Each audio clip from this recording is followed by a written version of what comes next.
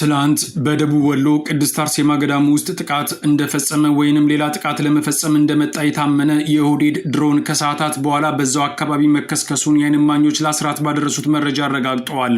የኦህዴድ የድሮን ጥቃት ከፍተኛ ተቃውሞ የገጠመው ሲሆን የገዳሙ መነኮሳት ምህላና ጸሎት ጀምረዋልም ተብሏል። አቡነ ጴጥሮስ በበኩላቸው ዝም አንልም ያሉ ሲሆን በሌሎች ወረዳዎች የሚገኙ የአማራ እናቶች አብይ አህመድ ለምን በመድፍ ይደበድበናል የሚል የሞራል ጥያቄ ማንሳት ጀምረዋል። ሞራል የማያውቀው የኦህዴድ አገዛዝ ግን አሁንም የከባድ መሳሪያውን ድብደባ ቀጥሏል። ሰፊ መረጃውን የምሰሙት ይሆናል። የኦህዴድ ልዩ ኃይል በሲዳማ ጎራባች አካባቢዎች ላይ ከሐምሌ 13 ጀምሮ ዘመቻ በመክፈቱ ከባድ ግጭት መቀስቀሱን የዓይን እማኞች ተናግረዋል። የሲዳማ ህዝብ ኦህዴድን መሸሽ የጀመረ ቢሆንም ቤቱ ከመቃጠልና ከመሞት ግን አላመለጠም። የአካባቢው መከላከያ ነኝ የሚለው ኃይልም ከአቅሜ በላይ ነው በማለት ህዝቡን ጥሎ ሄዷል ተብሏል። ዝርዝሩ በሰዓቱ የሚቀርብ ይሆናል። የቅማንት ታጣቂዎች የፋኖን የምህረት አዋጅ ተጠቅመው ፋኖን መቀላቀላቸው ተሰማ። ታጣቂዎቹ እንዳሉት የኦህዴድ የእርስ በርስ ተፋጁ ስሌት አብቅቶለታል። የአፋብን አመራሮች ታጣቂዎችን በክብር ከተቀበሉ በኋላ ሌሎችም የድሉ ተጠቃሚ እንዲሆኑ ጥሪ አቅርበዋል። በሌላ በኩል የአገዛዙ ሰራዊት በአፋብን ሸዋ ጠቅላይ ግዛትን በሰላም መቀላቀሉን ቀጥሏል። የዚህም መረጃ በሰዓቱ የሚቀርብ ይሆናል። የየመን ሁቲ አማጽያን የቀይ ባህርን እንዘጋለን ሲሉ ዝተዋል። ታጣቂዎቹ ኢራንን በመደገፍ ወደ ጦርነቱ የገቡ ሲሆን የመጀመሪያው ኢላማቸው ደግሞ የሳውዲ መርከብ ሆኗል ተብሏል። የሁቲ ዛቻ ወደ ተግባር ከተቀየረ ብዙ ህዝብ ያላት ኢትዮጵያ ላይ ከባድ ቀውስ ሊያስከትል ይችላል። አሁን በቀጥታ ወደ ዝርዝሩ አልፈናል።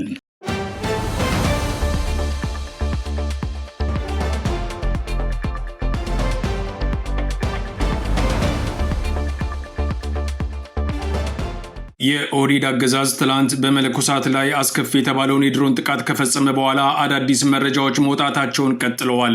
በድሮን ጥቃቱ 7 መነኮሳት ወዲያውኑ የተገደሉ ሲሆን ሌሎች ደግሞ ከባድ የመቁሰል አደጋ እንደደረሰባቸው የተነገረ ሲሆን ከቆሰሉት መሃል 2 ዛሬ መሞታቸውን ከስፍራው ለአስራት የደረሰው መረጃ አመልክተዋል።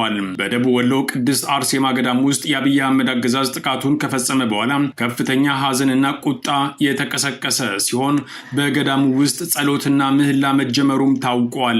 ገዳሙን እንደደበደበ ወይንም ተጨማሪ ጥቃት ለመፈጸም ሲዘጋጅ እንደነበረ የታመነ የአብይ አህመድ ድሮን ባልታወቀ ምክንያት ደቡብ ወሎ ልዩ ስሙ ወይናምባ ወይም ባከት ተብሎ በሚጠራው አካባቢ መከስከሱን የዓይን እማኞች ባደረሱን መረጃ አረጋግጠዋል።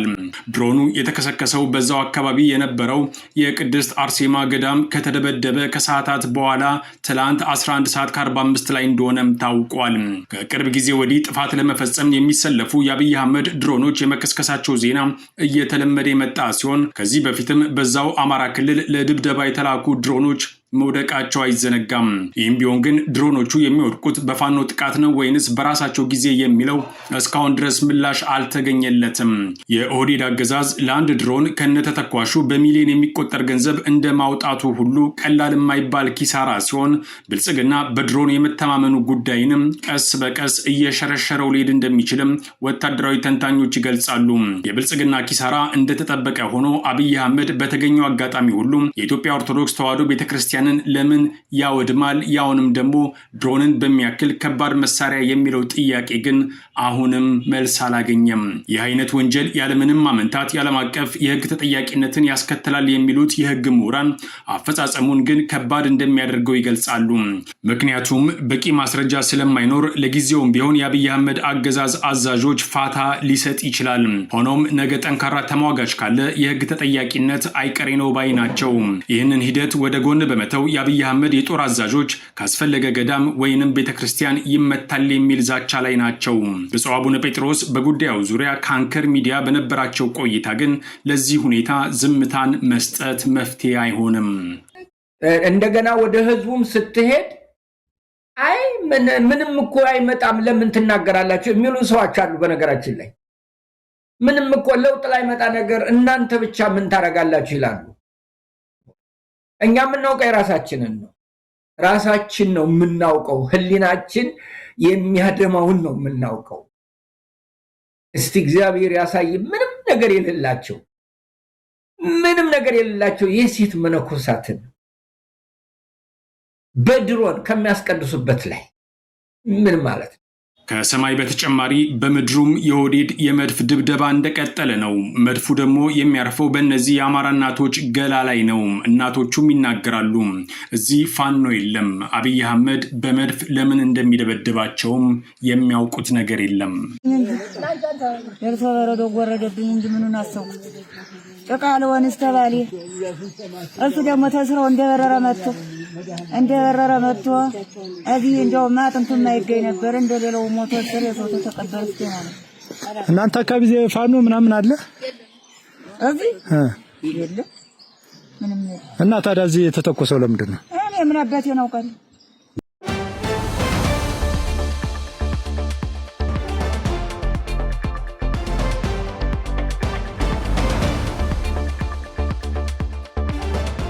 በኦሮሚያና በሲዳማ አዋሳኝ አካባቢዎች ከባድ ግጭት መቀስቀሱን የዓይን እማኞች ለአስራት ባደረሱት መረጃ አረጋግጠዋል።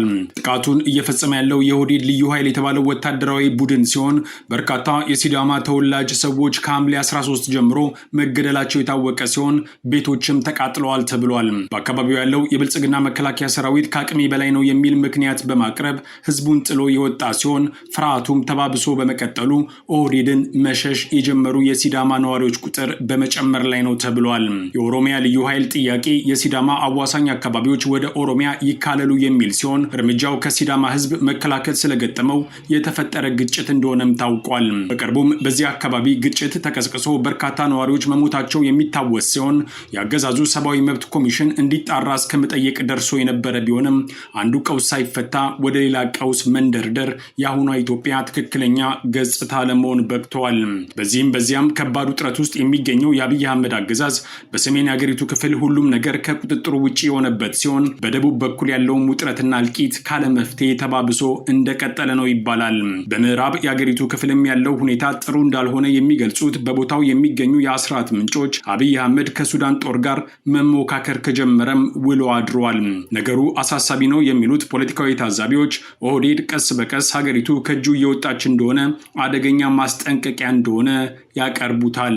ኦህዴድ በበኩሉ ብቸኛና ተስፋ ያደረገበት ምክክር እያለ የሚጠራው የካድሬዎች መድረክ ሲሆን ይህም መድረክ በፈለገው መንገድ እየሄደለት እንዳልሆነና ከውጤቱ በፊት እዚህም አዳራሽ ተቃውሞና ጥያቄ ተፋፍሞ እንደቀጠለ ነው ይባላል።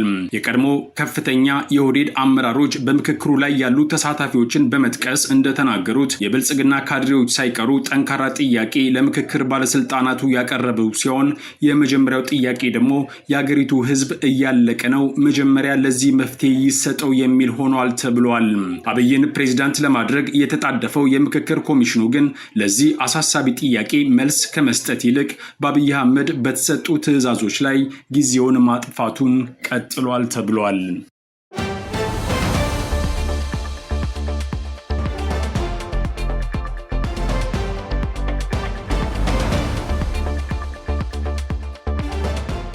የብልጽግና ሰራዊት አባላትን ጨምሮ የቅማንት ታጣቂዎች እጃቸውን በሰላም ለፋኖ እየሰጡ እንደሆነ ከግንባር ለአስራት የደረሰው መረጃ አመልክተዋል። በጭልጋ ወረዳ የቅማንት ተወላጅ የሆኑ ታጣቂዎች የፋኖን የነፃ ምህረት አዋጅን ተጠቅመው 305ኛ ኮርን ተቀላቅለዋል። ታጣቂዎቹ በቁጥር 8 ሲሆኑ በአማራ ፋኖ ብሔራዊ ንቅናቄ ጎንደር ጠቅላይ ግዛት በላይ እዝ 305ኛ ኮር ያወጣውን የነፃ ምህረት አዋጅ በመጠቀም በጭልጋ ወረዳ ነው ፋኖን በሰላም የተቀላቀሉት ተብሏል።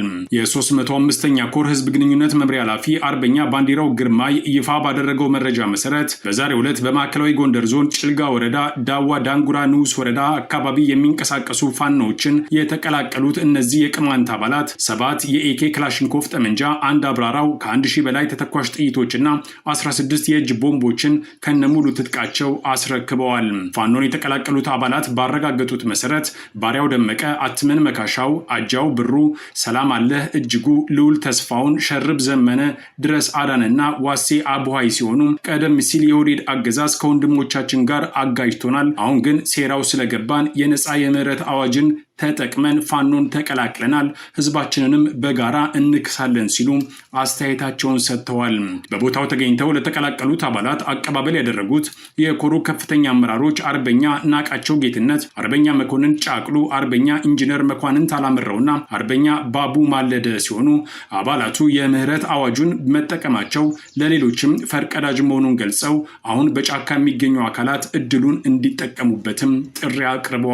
አመራሮቹ በአሁኑ ወቅት ፋኖን ለተቀላቀሉት ወንድሞች አጭር የተሃድሶ ስልጠና እየተሰጣቸው እንደሚገኝም የ305ኛ ኮር ህዝብ ግንኙነት ለአስራት ባደረሰው መረጃ አረጋግጠዋል።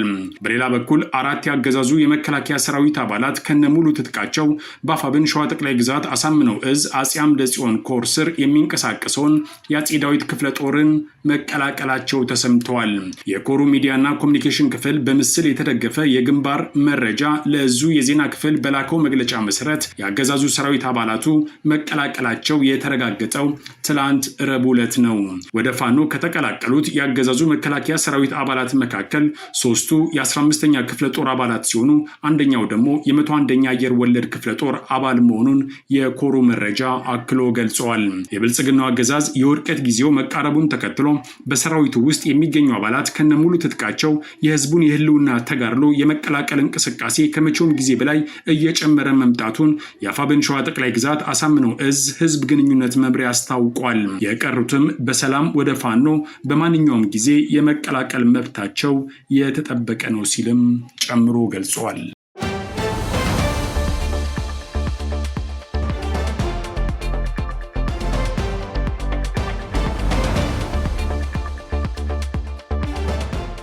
የኢራን አጋር የሆኑ ኃይሎች በቀይ ባህር የመርከቦች መተላለፊያ መስመር ላይ የጣሉት እገዳ በዓለም የንግድ እንቅስቃሴ ላይ ተጨማሪ መደናቀፍ ይሆናል የሚል ስጋት ዓለምን አስጨንቋል። ኢራን ሆርሙዝን ስትዘጋ፣ ሁቲ የተባለው የየመን ታጣቂ ቡድን ደግሞ ቀይ ባህርን ዘጋለው ባይ ነው። እርምጃው በአካባቢው ብዙ ህዝብ ያላትን ኢትዮጵያን የባሰ የሚያሰጋት ሲሆን ሁቲ የጦር መሳሪያ አቅም እንዳለውም ዓለም አቀፍ ተቋማት ከወዲሁ በማስጠንቀቅ ላይ ናቸው ተብሏል። ኢራን የሆርሙዝ ወሽመጥን በመዝጋቷ በፋርስ ባህረ ሰላጤ የመርከቦች እንቅስቃሴ ላይ ከፍተኛ ጫናን የፈጠረ ሲሆን የየመን ሁቲ ስጋት ደግሞ ዓለም አቀፍ ችግሩን የባሰ አወሳስቦታል። አሁን ሰሜናዊ የመንን የሚቆጣጠሩትና በኢራን የሚደገፉት ሁቲዎች የዓለም 12 በመቶ የነዳጅ ፍጆታ የሚጓጓዙበት ወደ ቀይ ባህር በሚያስገባው የባብ ኤል መንደብ ወሳኝ የባህር መተላለፊያ በኩል የአሜሪካ ወዳጅ የሆነችው የሳውዲ አረቢያ መርከቦች እንዳያልፉ ከወዲሁ እገዳ ጥለዋል። የሁቲ ወታደራዊ ቃል አቀባይ የሀያ ሳሪ እንደተናገረው በሳውዲ አረቢያ መርከቦች ላይ እቀባው የተጣለው ሁቲዎች በሚቆጣጠራቸው አካባቢዎች በሚገኙ ወደቦችና የአውሮፕላን ማረፊያዎች ላይ ሳውዲ ለጣለችው እገዳ አጸፋ ነው። በምላሹም የሳውዲ አረቢያ የውጭ ጉዳይ ሚኒስቴር ክሱን አውግዞ አገሪቱ በዓለም አቀፍ ሕግ መሰረት የመርከቦቿን ለመከላከል አስፈላጊውን ሁሉ እርምጃዎችን ትወስዳለች በማለት ዝተዋል። ሁቲዎች ከ10 ዓመታት በፊት በሰና የነበረውን የአገሪቱ መንግስት ካስወገዱ በኋላ የመን በርስ በርስ ጦርነት ወድማለች ይባላል። ባለቤትም የሌላት ሀገር ነች። የየመን መንግስትን ወደ ስልጣን ለመመለስ በሳውዲ አረቢያ የሚመራው የአረብ ሀገራት ጥምረት ጣልቃ መግባቱ ደግሞ ቀውሱን ጭራሽ አባብሶታል። 12 ዓመታት ባስቆጠረው ጦርነት ከ150 ሺህ በላይ ሰዎች የሞቱ ሲሆን በተባበሩት መንግስታት ግምት መሰረት ከ22 ሚሊዮን በላይ ሰዎች ለእርዳታ ፈላጊነት ያጋለጠ በዓለም ከሚጠቀሱ የሰብአዊ ቀውሶች አንዱ ምክንያት እንደሆነም ተጠቅሷል።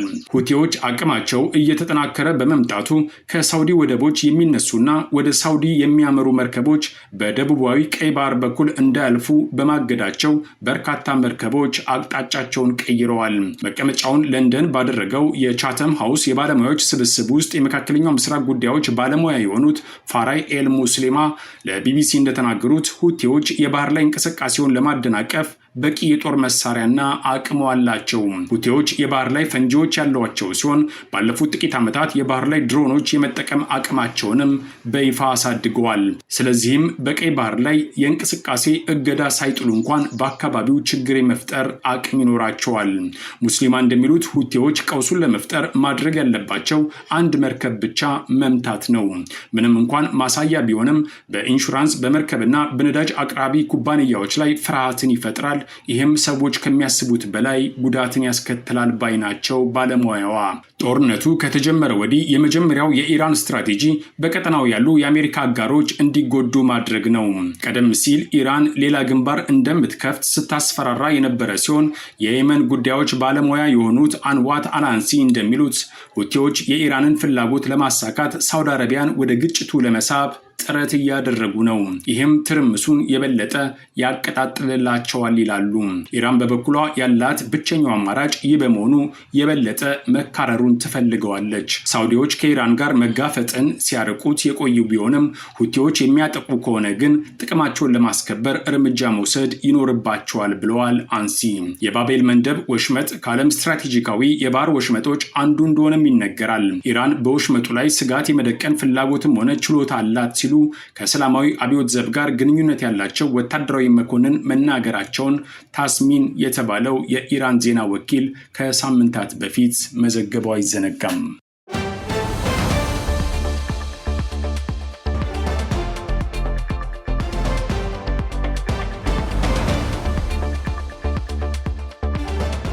ከአስራት ብሮድካስቲንግ ሰርቪስ ለዕለቱ የነበረን ዜና ይህን ይመስል ነበር። አብራችሁን ስለነበራችሁ ከልብ እናመሰግናለን። በያላችሁበት ሰላም